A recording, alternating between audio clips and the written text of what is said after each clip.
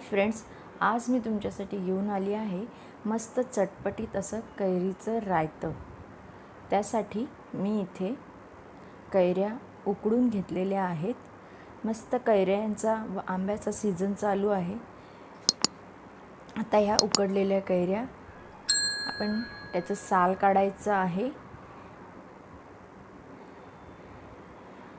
साल काढून त्यातला आतला गर जो आहे तो आपण पूर्णपणे काढून घ्यायचा आहे।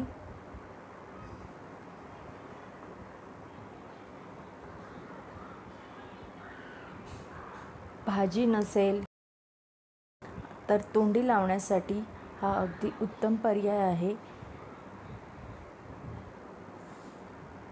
तर सालीचा जो गर आहे तोही आपण नीट व्यवस्थित काढून घ्यायचा आहे।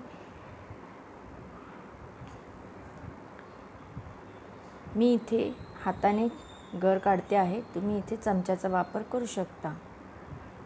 आतली कोय जी आहे ती काढून टाकायची आहे। अशाच प्रकारे मी सर्व कैऱ्यांचा गर काढून घेतलेला आहे। आता हे चमच्याने नीट स्मॅश करून घ्यायचं आहे। आता इथे मी 1 वाटी गूळ घेतलेला आहे। आता इथे मी अंदाजे 1 वाटी गूळ घेतलेला आहे। कैऱ्या जर जास्त आंबट असेल तर गूळ जास्तीचाही लागू शकतो। नीट चांगलं मिक्स करून घ्यायचं आहे।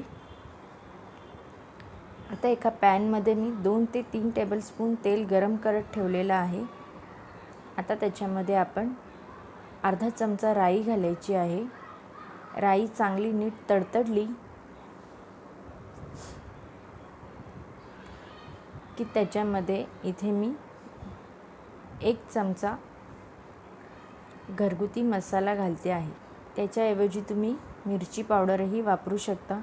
गॅसची फ्लेम अगदी कमी ठेवायची आहे। मसाला जो आहे तो जळला नाही पाहिजे। आता आपण कैरी व गुळाचं मिश्रण घालायचं आहे। त्याच्यामध्ये चांगलं नीट ढवळून घ्यायचं आहे।